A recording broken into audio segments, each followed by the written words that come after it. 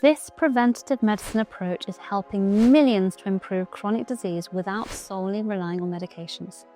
It's called integrative medicine. And unlike traditional healthcare, which often relies on prescriptions to block symptoms, it's helping people to reduce pain, restore energy, and take back control of their health. It's especially effective for chronic and complex conditions like eczema, chronic fatigue, fibromyalgia, and IBS. But why are so many people struggling with chronic illness today?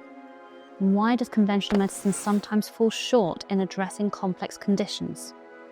And how does integrative medicine actually restore long-term health? My name's Dr. Anna Forbes, founder of the Forbes Clinic, and for almost 20 years, I've been helping patients to heal holistically by addressing the root cause. Let's dive into how you can regain your health. So, why do doctors struggle with chronic disease? Modern medicine excels at acute conditions. If you break a bone, get an infection, or have a heart attack, doctors know exactly what to do. But when it comes to chronic conditions like fatigue, gut disorders, autoimmune diseases, or hormone imbalances, many people find themselves trapped in a cycle of medications without ever getting truly better. At first, they dismiss their symptoms as just stress or part of getting older. But deep down, most people know when something isn't right. And yet when they visit their GP, their labs often come back as normal. Why? Because modern medicine is often designed to manage symptoms, not causes. Here's an example. If you have eczema, you could get a steroid cream. If you have IBS, you could get a laxative. If you have chronic fatigue, you could be offered antidepressants. But why did your body develop these symptoms in the first place? Emerging evidence suggests the gut and skin are closely connected. If your gut lining is damaged, perhaps due to a poor diet, a mineral deficiency, or even exposure to something like toxic mold, undigested food and waste can leak into the bloodstream, triggering an immune response that could appear as skin inflammation. A steroid cream might reduce the rash, but it may not stop it from coming back. IBS is another good example. Bacterial overgrowth, also known as dysbiosis, is one of the main causes of IBS, but there are multiple ways to agitate the gut. Food intolerances involve an inflamed gut lining. Mast cells can become overly sensitive. Low stomach acid can leave food undigested. Stress, toxins, or chronic antibiotic use can all throw the gut ecosystem off balance. The symptoms may be similar, but the triggers can vary widely. And with fatigue, it's more complex than just needing more sleep. Your cells need healthy mitochondria to make energy.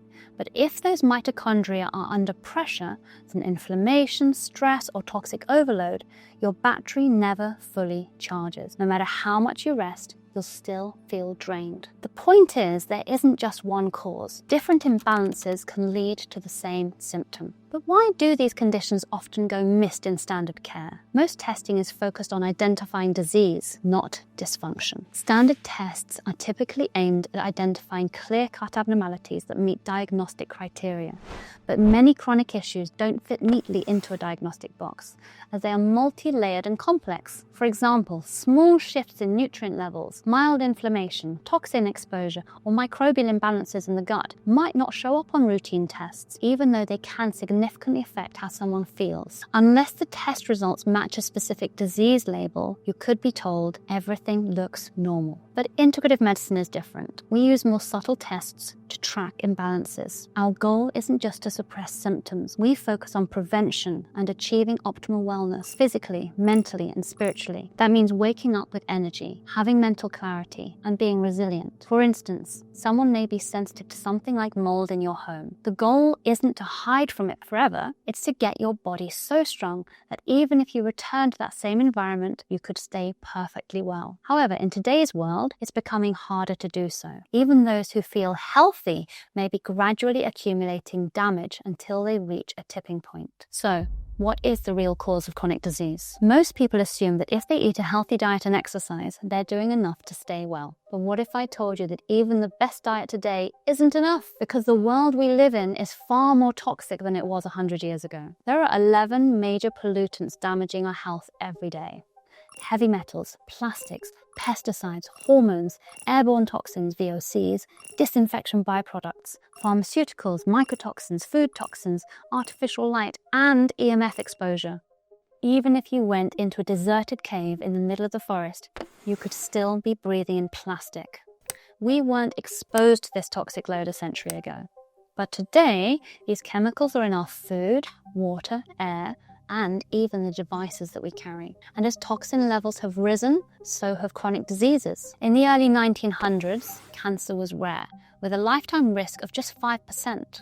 Today, it affects 1 in 2 men and 1 in 3 women. Diabetes was virtually unheard of, affecting just 0.5 to 2% of people in 1920. Now, 1 in 10 live with the disease. Cardiovascular disease accounted for less than 10% of deaths in 1900, yet today it's the leading cause of death worldwide, responsible for over 34% of all fatalities. Autism rates have increased over 40-fold since the 1980s. ADHD has surged over 25-fold since 1990. Sperm counts have dropped over 50% globally. Even puberty has shifted. 150 years ago, the average girl got her first period at 17. Today, it's just 13. But if chronic disease were just an inevitable part of life, we'd see it everywhere. Yet, when we look at indigenous, hunter-gatherer and nomadic tribes today, like the Hadza, Maasai and Inuit, study after study shows no significant rates of cancer, diabetes, obesity, heart disease, autism, or ADHD. Their sperm counts remain high, and according to research, Hadza women still experience menarche, their first period, at an average age of 16.8, similar to what it was in the 19th century. So, chronic disease is actually more of a modern phenomenon. So how do we fix it? In my experience, it comes down to 4 main root causes. Genetics is normally only a small component of disease causation. The first major cause of disease, nutrient deficiency. Food itself isn't as nutritious as it used to be. In just the last 40 years, modern farming has stripped up to 80% of essential nutrients from our topsoil. A single orange today has 8 times fewer nutrients than one grown a century ago. So what happens when you don't get enough nutrients? Body stays hungry, not because it needs more calories, but because it's searching for missing vitamins and minerals. And this is one of the reasons why so many people overeat. They're not just craving food, they're craving the nutrients that food used to have. And here's the reality. Nutrient deficiencies are everywhere. Vitamin D, 30 to 90% of people are deficient. Vitamin A, 43% don't get enough. Vitamin C, 39% are deficient. And this goes on and on. Without these essential nutrients, your body can't repair itself. Studies show that people with multiple vitamin and mineral deficiencies have a 42% higher risk of premature death. Another way to also become nutrient deficient is if your gut isn't working properly. Leaky gut, a condition where the intestinal lining becomes too permeable, allows toxins to enter the bloodstream and makes it harder for your bodies to absorb essential nutrients. We already saw how this can trigger eczema, but it can also lead to widespread nutrient deficiencies, no matter how well you eat. The second major cause of disease, toxicity overload. Today, we are bombarded by toxins in our water, air, food, and even inside our homes. So let's start with water. Tap water is laced with heavy metals, pharmaceutical residues, and chemical byproducts. About 6 million UK homes still receive water through lead pipes. Even low-level lead exposure damages the brain and increases heart disease risk. Chlorine and THMs,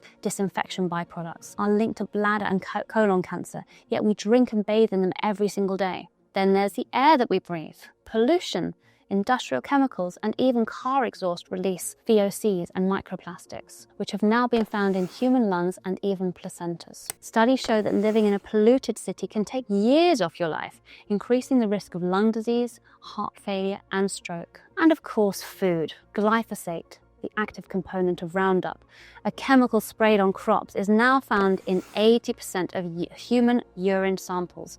It's linked to cancer, gut disorders, and infertility. Plastic packaging leaches hormone disruptors like BPA and phthalates, which lower testosterone, increase obesity, and interfere with fertility. Even our homes aren't that safe anymore. Fragrances, air fresheners, and cleaning products contain chemicals that alter hormones, lower testosterone, and trigger autoimmune diseases. Non-stick cookware, waterproof clothing, and stain-resistant furniture are coated in PFAs, the forever chemicals linked to cancer and immune dysfunction.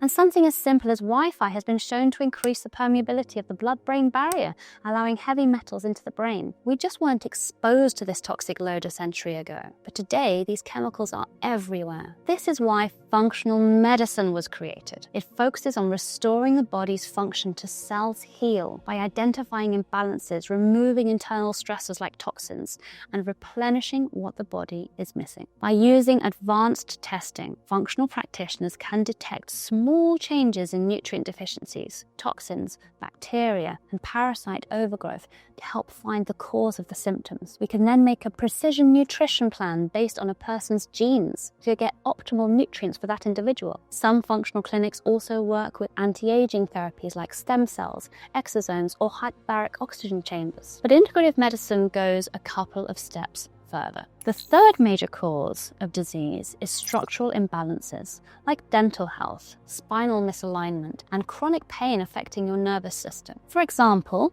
jaw misalignment can cause someone to snore, restricting their airways and oxygen flow to the brain. This study shows that sleep apnea can lead to a 4-fold increase in all causes of mortality. Poor posture and spinal dysfunction can trigger chronic pain, digestive issues, and hormone imbalances by keeping the body in a constant state of stress. This is where we could use some complementary medicines. Many of them have been dismissed in the West, maybe not because they don't work, but maybe because they originated elsewhere or aren't standard practice. Take scanar therapy, for example. Developed in Russia during the Cold War, it was designed to stimulate the body's own pain-relieving and healing compounds. Dependence on pain medication with their known side effects is a problem for many. The scanar device delivers neurostimulation through the skin, and ongoing research suggests it can reduce chronic pain without side effects. The same skepticism surrounds acupuncture, despite decades of research showing how it can help with pain,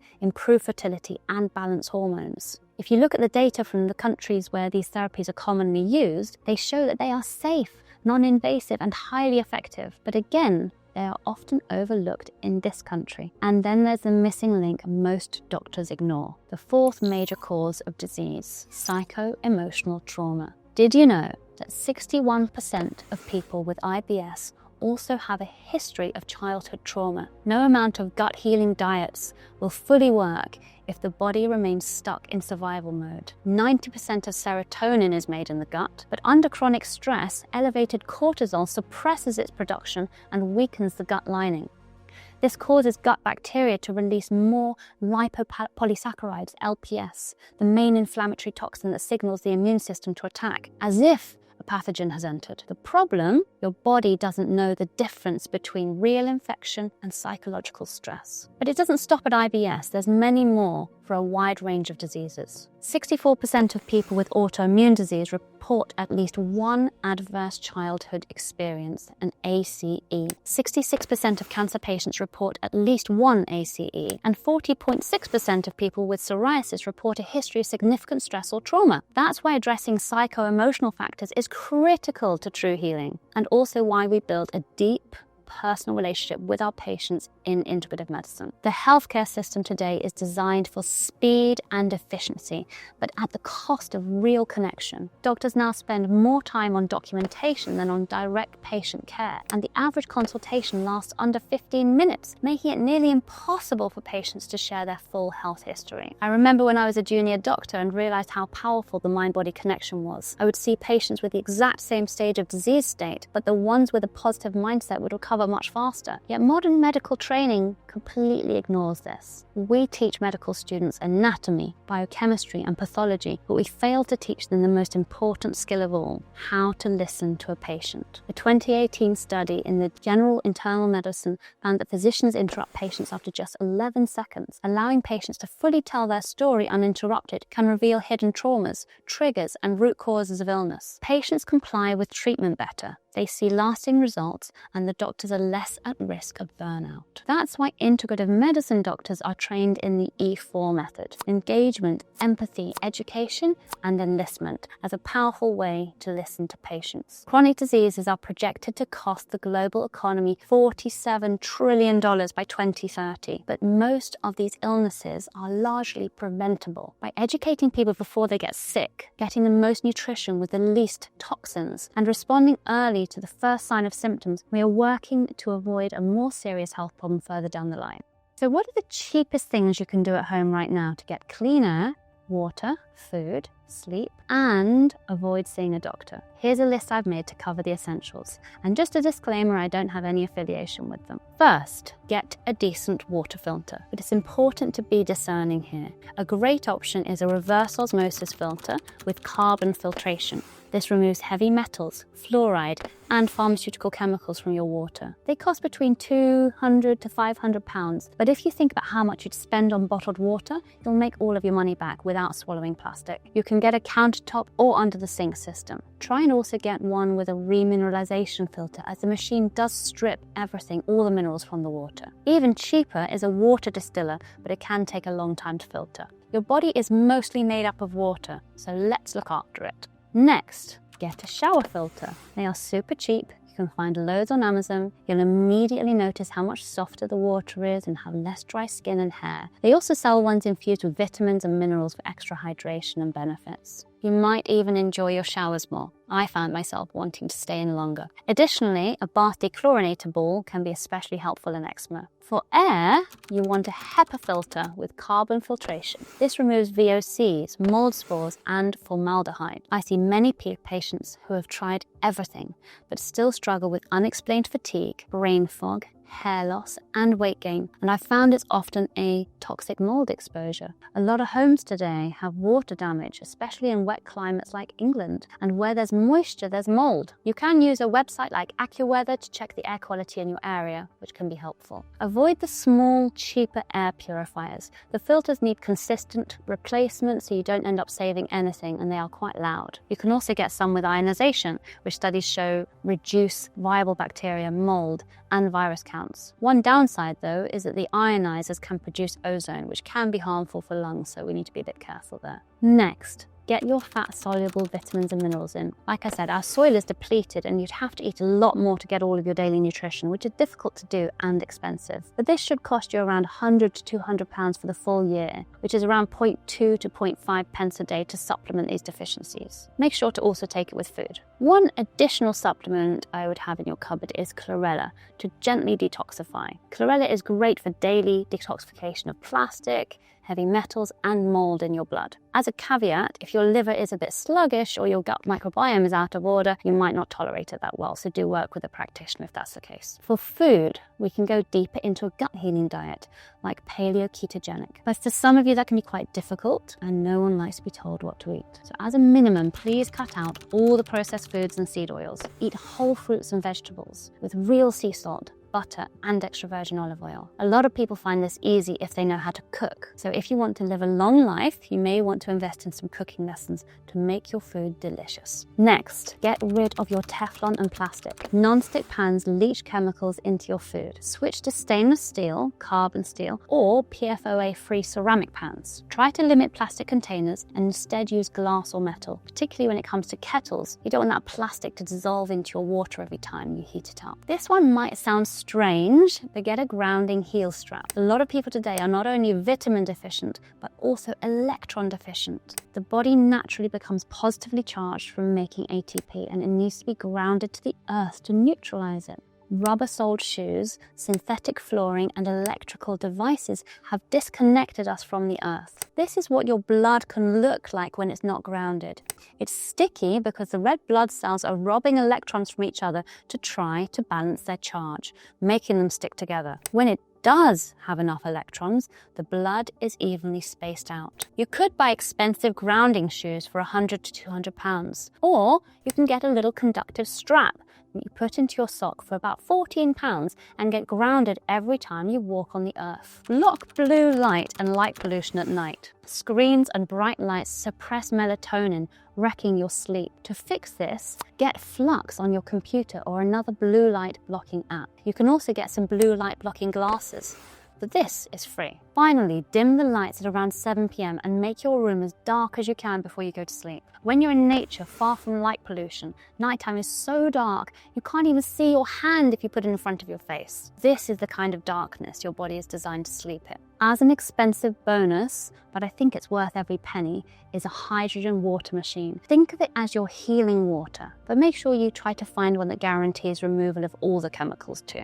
Regular antioxidants like vitamin C are big molecules that target specific species of oxidative stress in limited parts of the body. Hydrogen, however, is the smallest molecule in the known universe, giving it exceptional penetration throughout the body and the ability to neutralize a wide range of free radicals. It's really helpful for inflammation, and there's literally thousands of studies on its benefits. By making these small changes, many people feel great, report a better quality of life, and you might be saving yourself from a lot of pain in the future. But what if you need extra support? What if you're dealing with a deeper chronic disease? Here are the various chronic conditions people come to our clinic with: metabolic, gut, autoimmune, neurological, chronic pain, cardiovascular, infections, and childhood care. This is going to be a lot of information. We're going to go through all the different tests as well as the therapies and how they work so that you can find out if integrative medicine is right for you. Feel free to also skip sections or come back to it later. So, how do we do our testing? A lot of these diseases are related to the gut. The gut isn't just for digestion. It's the largest endocrine organ, producing over 30 hormones. It's also where 70% of the immune system is located and where 99% of your body's microbes live. If digestion isn't right,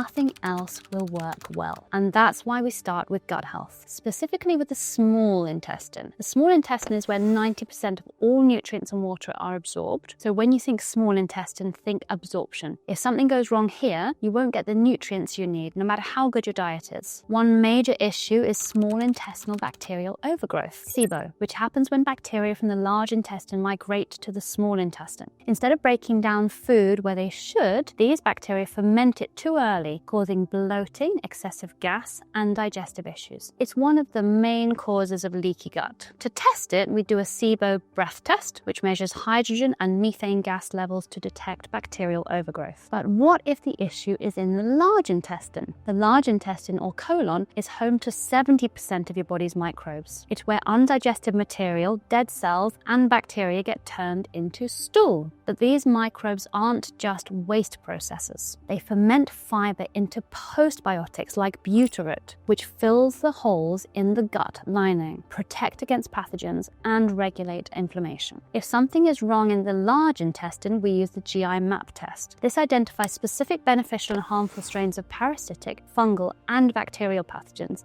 that may be causing symptoms. It's one of the most comprehensive stool tests available. But how do we check for leaky gut? A GI map tells us what microbes are present, but it doesn't confirm whether your gut lining is damaged. That's why we also test for zonulin. Zonulin is a protein that regulates the tight junctions in the gut lining. If zonulin levels are too high, it usually means leaky gut, but it won't diagnose SIBO. However, by combining GI map and zonulin, we can check both large and small intestine health in a single test. Now, what if the problem isn't just digestion, but metabolism? Your mitochondria are called the powerhouses of the cell. They are key to a functioning metabolism as they convert food into ATP, the energy your body runs on. If your mitochondria aren't working properly, you could be experiencing fatigue, brain fog, and many chronic conditions. So, how do we test mitochondrial function? An organic acid test looks at the metabolites in the urine to detect how the mitochondria are functioning and where there might be a blockade. These blockages could be caused by yeast overgrowth, bacterial toxins in the gut,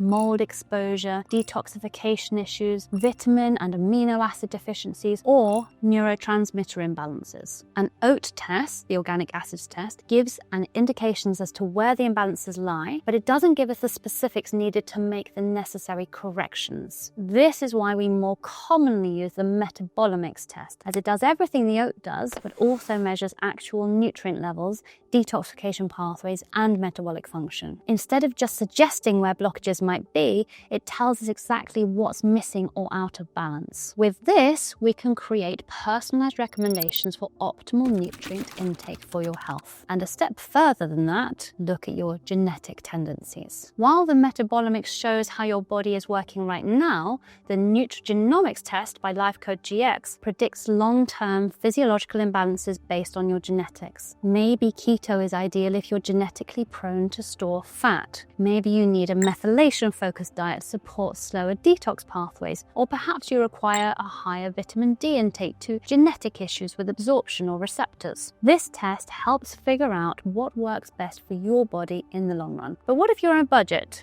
If you don't need a full metabolomics assessment but still want to track key nutrients for deficiencies, we offer the multivitamin test, which is a simple, at-home blood test that provides a basic snapshot of essential vitamins and minerals. Now, what about hormone-related problems? If you're experiencing hair loss, menopausal symptoms, infertility, or unexplained weight gain, we use the Dutch Complete test. Why not just a standard blood test? Because hormones fluctuate throughout the day. Standard tests only show a single snapshot, which can miss critical imbalances. The Dutch Complete test tracks hormone levels over the course of the day, giving us a much clearer picture of how they rise, fall, and are processed in the body. But if you need a budget-friendly hormone and metabolic check, we also offer the Well-Man and Well-Woman tests, which is another at-home blood test. The two tests are very similar, but the Well-Man test includes testosterone levels, which are crucial for energy, muscle strength, and mood balance in men. Meanwhile, the Well-Woman test measures ferritin levels, which are especially important for women's iron stores, particularly during menstruation, pregnancy, and menopause. If, however, your main concern is fatigue, brain fog, or low motivation, the Energy Levels test is a stripped-down version that only checks markers related to energy production and adrenal function. Finally, mold exposure is an often overlooked cause of chronic fatigue, brain fog, and immune dysfunction. Many people suffer from mystery symptoms caused by mycotoxins in the mold. The Mycotoxin Mold Panel detects 16 different mycotoxins, including highly toxic trichothecenes. These toxins can be found in water-damaged homes, contaminated food, and are becoming very common in city air. If you've been exposed to mold and have unexplained fatigue, mood swings, or sinus issues, this test helps pinpoint if mycotoxins are the root cause. Okay, that was a lot. I'll give you all a moment to take a deep breath. Okay, ready?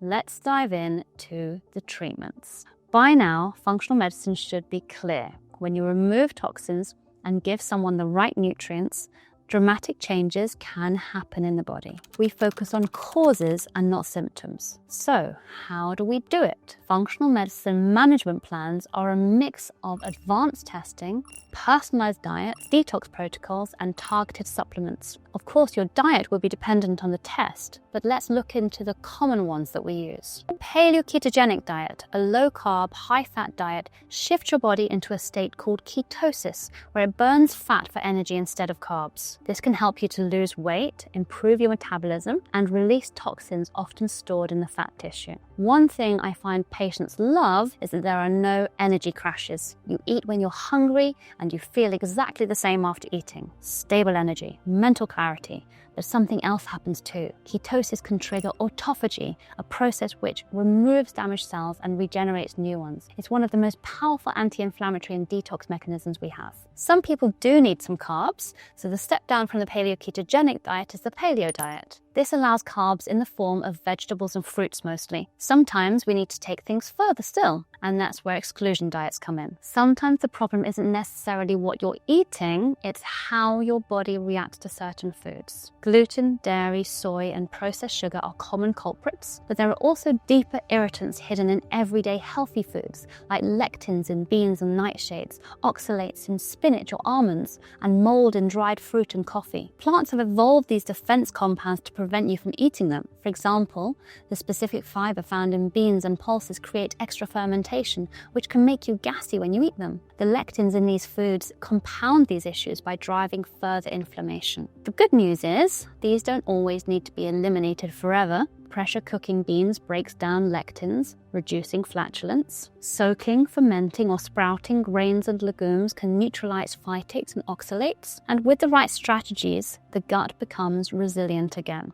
Of course, no diet is complete without the right nutrients. As I mentioned before, our soil is depleted, making it hard to get everything you need from food alone, and some people have genetic deficiencies. That's why we use targeted supplementation. But even with the perfect diet, sometimes something deeper is still getting in the way. This is where detox therapies come in. When toxins build up faster than the body can clear them, they interfere with everything: energy, immunity, mood, and hormones. All right, I hope you're excited for this next part, because this is where we start getting into more complementary therapies. They aren't completely understood, but for me, it's clear that they work when we use them in the clinic. How they work, though, is a new frontier in science that is still being studied, but I'll do my best to explain. Our current models of medicine are all physiological or biochemical, but there is growing evidence that our bodies are also energy, frequency, and quantum systems, and our pain relief devices explain this best. Let's start with two similar devices called the Scanar and PhysioKey. They are designed to mimic the body's own self-repair frequencies. Imagine you break a bone, but then develop pneumonia. Your body diverts all its resources to fight the infection, because that's life-threatening. The bone, which was urgent but not fatal, gets put on the back burner. Eventually, the infection clears, but the bone never gets the signal to finish healing. So an acute injury turns into chronic pain. And the idea behind Scanar is to help to re-signal the body using pulsed electrical stimulation between 5 Hz and 460 Hz to gently nudge the nervous system back into action. These impulses appear to prompt the release of natural painkillers like endorphins and neuropeptides, which have been shown in studies to be many times stronger than morphine. The inventor of the device discovered that by constantly modulating the frequencies, the body doesn't build a tolerance and claims it makes it non-addictive. This is unlike conventional drugs, where repeated doses quickly lose their effect and increase dependence in some cases. Treatment is applied to local pain areas and additionally to the spine, where the body's electrical signals and nerves are most concentrated. The device detects changes in skin conductivity, essentially how well electricity moves through your sweat. When it finds a resistance or block, the device almost sticks to the area like a magnet. Practitioners believe that's a sign of energetic dysfunction. Something is off here in the circuit. Even though your pain might be in your leg, by healing the energy blockage, we clear a path for the whole system to begin healing and the pain in the leg can dissipate. But the Scanar and PhysioKey aren't the only devices we use. Another is AlphaStim, a cranial electrotherapy stimulator. It's used by the US Army to treat soldiers for depression, anxiety, insomnia, and PTSD, and it works by rebalancing the nervous system. Our bodies operate in two states, the sympathetic, fight or flight, and the parasympathetic, rest and repair. Because of today's fast-paced world, many of us get stuck in sympathetic dominance, which can make it difficult for the body to properly relax or recover. Alpha brain waves are what trigger that shift into parasympathetic mode, traveling down the vagus nerve and putting the body into a calm, restorative state. That's exactly what AlphaStim does. It helps guide the body into this healing state. And just like the Scanar and PhysioKey, it varies the frequency, preventing the body from adapting or building resistance. What's really fascinating, this alpha state in theory wouldn't just relax the mind, it could also calm the gut microbiome. By promoting nervous system regulation, tools like AlphaStim may also support gut function in cases where stress is a contributing factor, like IBS. Another major deficiency no one talks about, light. It sounds strange, but light is as important as food or sleep. And the type of light you're exposed to controls everything from your energy, metabolism, mood, even your sleep cycle. And here's how it works. Your pituitary gland acts like your body's master clock. When it senses blue light, it tells your body to stay awake and alert by releasing cortisol. But when it senses red light, like the kind you get at sunrise and sunset, it tells your body to wind down and release melatonin, the hormone that helps you sleep. The problem? Most people today are bathing in blue light all day long. LED lights, screens, phones, and never get enough red light. Too much blue light keeps us stuck in sympathetic mode. It raises cortisol, blocks melatonin, ruins sleep, and throws off your entire circadian rhythm. Over time, this constant alert signal disrupts your metabolism and makes it harder to burn fat, leading to weight gain, fatigue, and even insulin resistance. And it wrecks your eyes. Blue light bends more than any other wavelengths when it enters the eye. It falls in front of the retina, which causes visual strain. This chronic strain elongates the eyeball, leading to nearsightedness, myopia, and in the long term, increases the risk of retinal detachment, cataracts, and macular degeneration. The brain tries to protect itself from blue light by clouding the lens, and this is a possible mechanism, for cataracts forming. So how do we fix this? Red light and near-infrared therapy can be effective. When red light hits the water inside your cells, it creates a structured layer known as the exclusion zone, a gel-like battery that generates millions of free electrons. These electrons power the 100,000 biochemical reactions per second that your body depends on. Without them, nothing works. No healing, no energy, no metabolism. Red light therapy gives that charge back. It stimulates your mitochondria, improves blood flow, and helps your cells to heal faster. Red light targets the skin, while near-infrared penetrates deeper, great for joints, muscles, and internal inflammation. Many of our patients explore red and near-infrared light therapy as part of their wellness plan, especially for concerns like joint discomfort, skin health, muscle recovery, and energy support. While individual results vary, emerging research suggests red light may support mitochondrial function, wound healing, and inflammatory balance in the body. But light isn't the only subtle force the body responds to.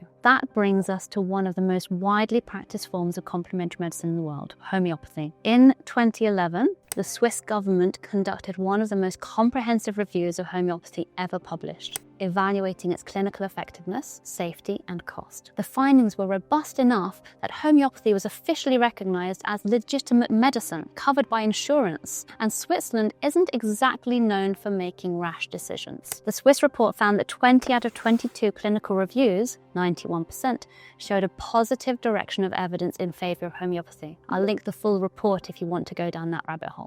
That may come as a surprise, because in many countries, especially in the West, homeopathy is still viewed as controversial. Its mechanisms remain debated, and the scientific community is divided on how it works. So, what is it? And why do some patients choose to explore it? Homeopaths create medicines using ultra-diluted natural substances that match a patient's symptoms. The idea is that like cures like, meaning that a substance which causes symptoms in a healthy person can help treat someone with those same symptoms. For example, if someone is struggling with a fever, a plant that produces similar fever-like symptoms may be used in highly diluted form to support the body's own healing response. The goal is not to suppress symptoms, but to stimulate the body's own healing mechanisms, very much like how the physio-key works. Instead of dampening a signal, homeopathy may amplify the body's own internal response in order to resolve it. The main reason its effectiveness is questioned is the process of potentization, where the substance is diluted and vigorously shaken many times. At these high dilutions, there is often no measurable trace of the original substance. This has led some to propose that water could hold a kind of memory to explain the therapeutic effects. That idea is still debated, but it's worth noting that Nobel Prize-winning virologist Luc Montagnier observed electromagnetic signals from bacterial DNA in highly diluted water. He suggested that these signals helped reconstruct the DNA sequence in another sample, implying a kind of energetic information transfer. Whether or not this explains how homeopathy works, several reviews and clinical studies, such as the Swiss Health Technology Assessment, have explored its use in areas like upper respiratory tract infections and allergic conditions. These include issues such as sinusitis, allergic rhinitis, and otitis media, which often present with clearly defined symptoms and lend themselves to individualized treatment. What's notable is that homeopathy takes a different approach. Rather than matching a remedy to a disease name, it's matched to a person's unique symptom picture. That makes it a tool some practitioners use when symptoms don't fit typical patterns or when a gentler approach is desired. Because the remedies are ultra-diluted, they're safe and generally well tolerated, even by babies and pregnant women, which is one reason some people choose to explore them as part of their wellness plan. One of our practitioners, Dr. Malik, had a baby who was upside down in the womb. The doctors advised a C-section. After researching natural options, she tried a homeopathic remedy, and within 24 hours, the baby turned head down. Whilst we can't confirm a direct link, it was certainly a happy coincidence. And with the Swiss report, it's unlikely just to be placebo. Something is happening here, and as with many areas of integrative medicine,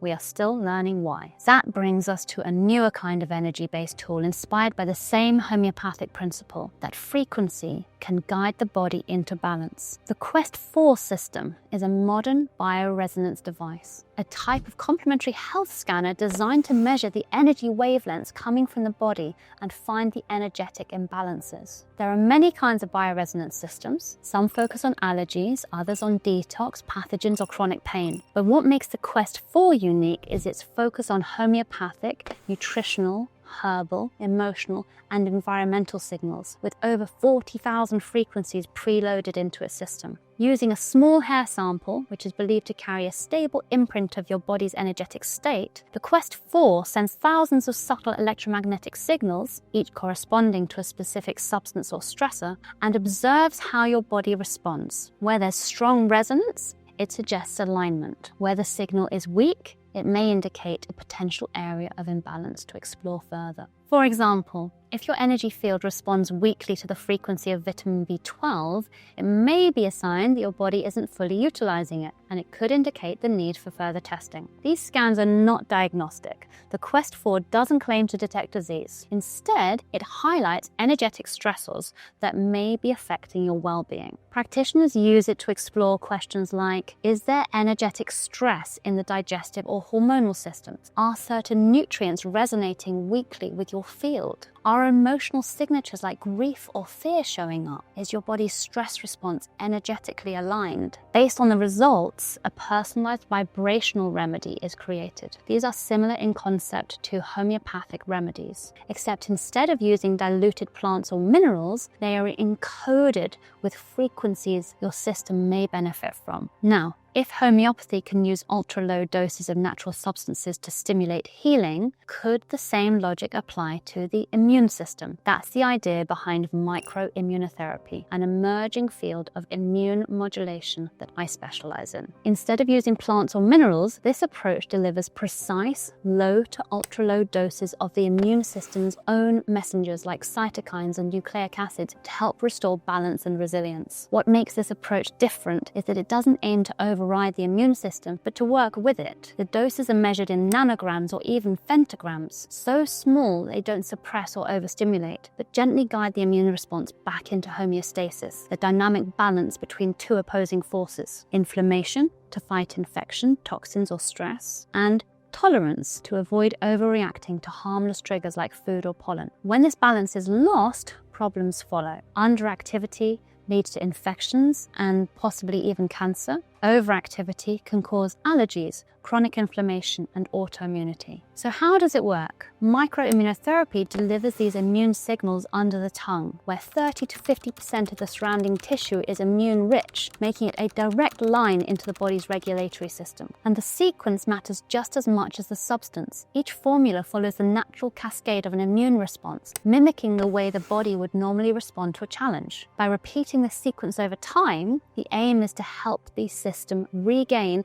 and maintain its own self-regulation. Practitioners often use microimmunotherapy to support allergies, autoimmune conditions, chronic viral infections, and immune resilience during cancer treatment. While the science is still evolving, early studies are promising. A double-blind allergy trial showed a 20% edge over placebo. HPV viral loads dropped in 60% of users versus 40% placebo. Herpes outbreaks were halved in 70% of patients, and one study even showed comparable results to arthritis drugs with fewer side effects. It's still early days, and unlike homeopathy, microimmunotherapy hasn't yet been formally recognized by national health systems, but the principle is powerful. Instead of adding foreign substances to the body, we're learning how to help the immune system help itself with precision, minimal disruption, and deep respect for its innate intelligence. Now, with Chinese medicine, it was really the original functional medicine. Just like functional medicine, it's based on the idea that there are multiple reasons why someone can become sick, and to truly heal, we need to find the root cause for that individual. But is it outdated or more advanced than we realize? After the Chinese Revolution in 1949,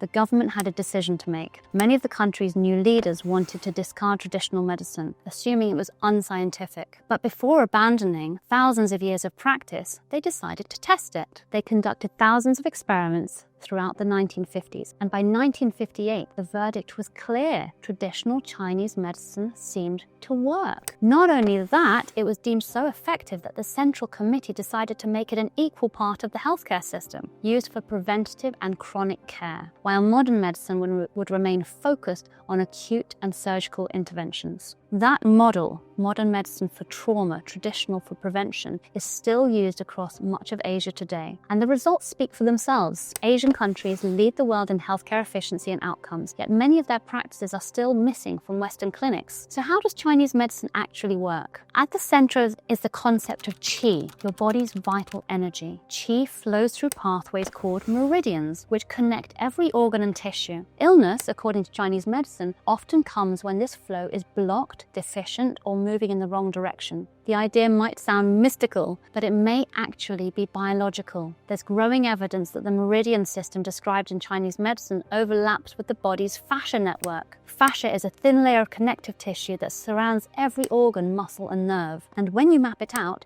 this fascial web mirrors the traditional meridian charts almost exactly, leading many to believe that they are one and the same. Interestingly, meridian points themselves tend to be rich in nerve endings and vascular bundles, suggesting these sites aren't arbitrary but biologically significant. What makes this even more compelling is the discovery of exclusion zone, EZ water. Fascia is made from a triple helix of collagen, and when exposed to infrared light, especially red light, it structures the surrounding water into EZ water, a fourth phase of water that's negatively charged and packed with free electrons. This creates a kind of biological highway because EZ water forms along the fascia and conducts charge. It allows electrons, units of energy, to travel throughout the body almost instantly. Researchers now believe this may explain the flow of qi described in ancient texts, not as mysticism, but as semiconduction, the body's ability to transmit energy through a liquid crystalline matrix. In fact, studies using fluorescent dye have identified thread-like anatomical structures in cadavers that mirror acupuncture meridians, suggesting these channels may not just be metaphorical, but physical electron-conducting pathways. But what can Chinese medicine actually help with? This is where it shines. It's particularly effective for conditions involving systemic imbalances, where the body is still functional, but not optimal. For example, it's widely used for pain and inflammation, where acupuncture helps release stagnated qi and restore flow. Respiratory conditions, especially allergies and asthma, which are seen as lung qi imbalances. Digestive issues like IBS, often linked to spleen or liver qi dysfunction. Stress and hormonal imbalance, including PMS or fertility challenges, often addressed by soothing liver qi stagnation. And even complex cases like unexplained fatigue by tonifying qi through herbs like ginseng or acupuncture points like ST36. One 2022 study found that combining Chinese herbal medicine with the fertility drug clomiphene increased pregnancy success rates by 83% compared to clomiphene alone. So how is it treated? There are 5 core methods. Acupuncture stimulates specific points to unblock and redirect qi. Herbal medicine,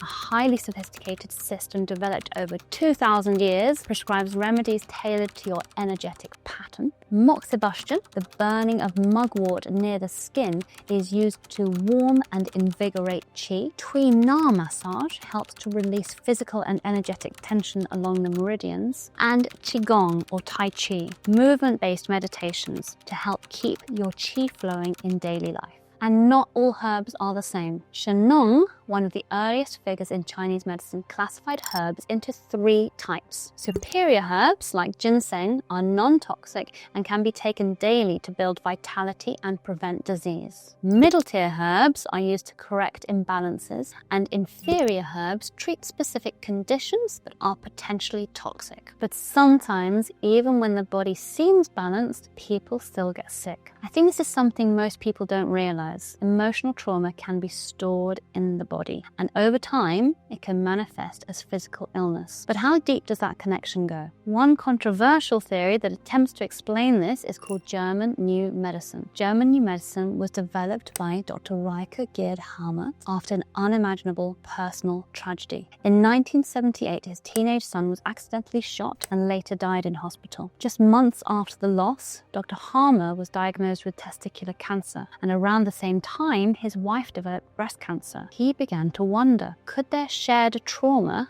have triggered the disease? What he discovered changed the course of his life. While studying the brain, Dr. Harmer began noticing strange concentric target rings appearing in CT scans, consistently appearing in similar locations across patients with similar emotional histories and diagnoses. And these same target rings often appeared on the corresponding organ as well. These visual patterns, still debated in the medical community, seemed to correlate with specific organ systems and emotional experiences. By mapping the location of these rings, Harmer found a pattern. Specific emotional traumas would consistently show up in precise regions of the brain. From there, the nerves branching out from that area would affect a specific organ, triggering disease in a targeted biological way. This is not mainstream medicine and quite controversial, but it underlines how much stress and emotion can impact the body. He called these events a Dirt-Harmer syndrome, or DHS, in memory of his son. According to his model, chronic disease begins with one of these conflict shocks, an acute, unexpected, emotionally isolating event that catches the person off guard. But rather than viewing this as a malfunction, Dr. Harmer believed it was a special biological program, an intelligent evolutionary response designed to help the body survive. For example, if someone experiences a deep emotional separation from a loved one, the brain might respond by triggering changes in the skin. In nature, physical separation from a tribe member would have been dangerous, so to cope, the body numbs the sensation of touch by thinning the skin. As a result, it becomes dry, rough, or inflamed, what we might label today as eczema. But here's the surprising part. In German New Medicine, that eczema isn't the disease, it's the healing phase. Dr. Harmer estimated that around 60% of symptoms only appear after the emotional conflict has been resolved, not during it. The initial phase, when the person is stressed and emotionally stuck, is what he called the conflict active phase. This is usually cold, tense, and invisible. Once the conflict resolves, the body enters the healing phase, which brings warmth, inflammation, swelling, and fatigue, often mistaken for the disease getting worse. Take the example of an infant who cries every morning when dropped off at nursery. That daily separation can be experienced as a repeated emotional conflict. The child might develop eczema behind the knees or elbows, where they once embraced their parents. We've seen similar patterns in practice. In some cases, when a patient gains insight into an emotional trigger and processes it, their symptoms can ease rapidly, sometimes within days. Of course, not every case unfolds this way, and GNN remains an alternative view rather than a medically accepted diagnosis model. Still, for patients to realize they're not broken, they're just in a healing phase, can mean everything. Of course, resolving emotional conflicts isn't always easy. Sometimes the trauma is buried deep, or the resolution isn't straightforward. But even gaining insight into what that original conflict was, naming it, can begin to soften the body's stress response. This awareness can also be protective, helping you spot unresolved conflicts before they manifest physically. Now that we understand how the mind-body connection is real and measurable, let's explore the therapies that work directly with it. These next therapies I love because of how quickly they can create change, especially compared to traditional talk therapy. You might spend years in psychotherapy with small improvements, but with EFT, felt sense polyvagal model, acceptance and commitment therapy, and hypnotherapy, we often see real breakthroughs even after the very first session. And now that we've explored how emotional trauma can impact on the body, let's look at how you can actually feel it and release it from the inside out. That's where the felt sense polyvagal model comes in. In the 1960s, Dr. Eugene Gendlin was trying to find why some people did well with psychotherapy and others didn't. What he discovered is the patients who could feel their emotions and conflicts in their bodies and notice how those sensations shifted responded dramatically better to therapy. They could say, "There's a tightness in my chest," or "My stomach feels lighter now." Gendlin called this the felt sense, a kind of inner bodily knowing, and it became the missing link for unlocking emotional healing. But what are we actually feeling when we tune into this felt sense? What if the shifts we feel are actually shifts in the nervous system? That's where the polyvagal theory comes in. Polyvagal theory, developed by Dr. Stephen Porges, tells us that our nervous system has three basic states: the ventral vagal, sympathetic, and dorsal vagal. When we feel safe, we're in ventral vagal. When we're anxious or agitated, we're stuck in sympathetic. And when life feels too overwhelming, we drop into dorsal vagal, numb, disconnected, or depressed. These states don't just exist in your mind, they show up in your body. This can show up as warmth in the chest when you feel safe,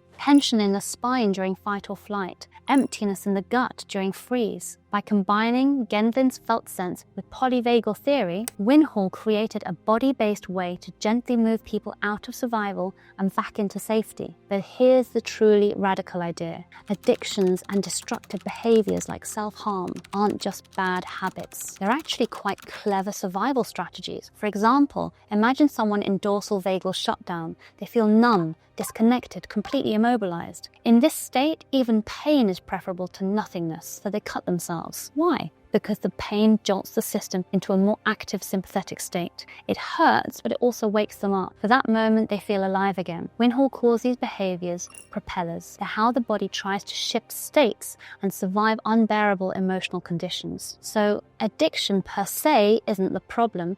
It's, in a way, a solution, a brilliant, if temporary, way to regulate the nervous system. Felt sense polyvagal therapy gives us an alternative. Instead of judging or suppressing the behavior, we ask, what state is this person trying to escape? Can we help their body feel safe another way? And as that safety grows, the addiction begins to fade, not because we forced it to stop, but because the body no longer needs it to survive. This makes it really effective for trauma and addiction. Often my patients will just tell me that their nervous system feels out of balance, and that's my cue to know that they need to do this therapy. Felt sense helps us feel where trauma lives in the body, but sometimes awareness isn't enough. Sometimes the body needs touch. That's where EFT comes in. Emotional freedom technique, or EFT tapping, is one of the fastest ways to rewire the brain. It's a simple practice that combines acupressure, modern psychology, and neuroplasticity, using fingertip tapping on specific meridian points while focusing on emotional issues. Created in the 1990s by Stanford-trained engineer Gary Craig, EFT was based on an earlier therapy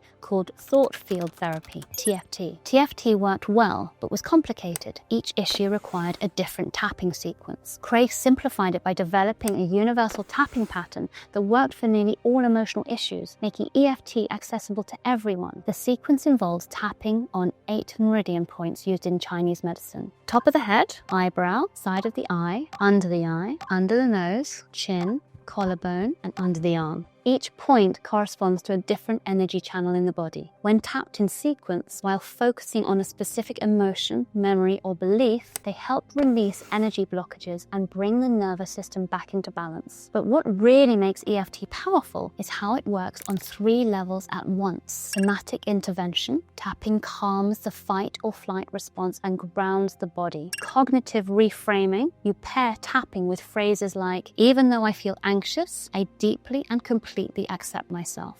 This rewires how the brain interprets fear, pain, or shame. Dual awareness. By staying mentally focused on the issue while physically tapping, you create a state where emotional memories can be accessed and shifted at the root level. The result? A rapid emotional shift, often in seconds. Before starting, you rate your distress on a scale from 0 to 10. After just 1 round of tapping, about 30 seconds, people often drop from a 7 to a 4, for example. A few more rounds, and it's common to drop to a 1 or even 0. That emotional charge? Gone. And the results aren't just anecdotal. A 2019 study published in the Journal of Evidence-Based Integrative Medicine tested EFT on 203 participants, with a subset undergoing physiological testing. The results were striking. Anxiety dropped by 40%, depression decreased by 35%, and pain reduced by 57%. This speed is possible because tapping calms the amygdala, the brain's fear center, and boosts communication with the prefrontal cortex, the part that handles self-control and decision-making. In this relaxed neuroplastic state, old emotional patterns lose their grip and new ones can be installed. So while EFT is great for healing trauma and phobias, it's also a powerful tool for performance. It's used to build confidence, overcome procrastination, and eliminate limiting beliefs. You're training yourself to become an emotional engineer. But sometimes rewiring your emotions isn't enough. Sometimes you can tap through a feeling, calm your nervous system, and still life hurts. Because here's the truth, some pain doesn't go away. And in those moments, trying to eliminate suffering can actually make it worse. That's where acceptance and commitment therapy, ACT, comes in. Unlike the other tools we've talked about, which are great at relieving emotional distress quickly, ACT is about long-term transformation. It's not about escaping pain. It's about building a life so meaningful that pain becomes a part of the journey, not the thing that defines it. As ACT's founder, Dr. Stephen C. Hayes puts it, it's not about feeling better, it's about living better. Hayes developed ACT in the 1980s during his own struggle with debilitating panic attacks. Traditional talk therapy, trying to find the cause, reframing the thoughts, controlling the emotions, none of that was helping. What saved him was the radical shift from resisting pain to accepting it. From that came ACT, a therapy built not around symptom relief, but psychological flexibility, the ability to feel discomfort and still move forward. The beauty of ACT is that it's not about digging endlessly into childhood trauma or overanalyzing your past. It's about reclaiming your future. Your trauma might feel like an infinite monster, but ACT teaches you that it's not. It's still scary, but it's finite. And more importantly, it doesn't have to control your life. Let's walk through what that actually looks like. Imagine Alex, a 35-year-old who feels stuck. He procrastinates constantly, missing work deadlines. He spent years in talk therapy dissecting childhood fears, but he still believes deep down, I'm a failure. Here's what a typical ACT session might look like. Present moment awareness. I want you to close your eyes and check in. What's happening in your body right now? Alex says, my chest is tight. My mind's racing about the report due tomorrow. Just like that, we've shifted from rumination to grounded awareness, acceptance. Instead of pushing that tightness away, what if you made space for it? Let it be there, just for now. Alex replies, it's uncomfortable, but I guess I can sit with it. It's not killing me. He learns that pain can be tolerated and doesn't need to be fixed. Cognitive defusion. That thought, I'm a failure. Let's try something. Say it 5 times fast, like a cartoon voice. Alex laughs. I'm a failure, I'm a failure, I'm a failure, I'm a failure, I'm a failure. It sounds ridiculous now. The thought loses its grip.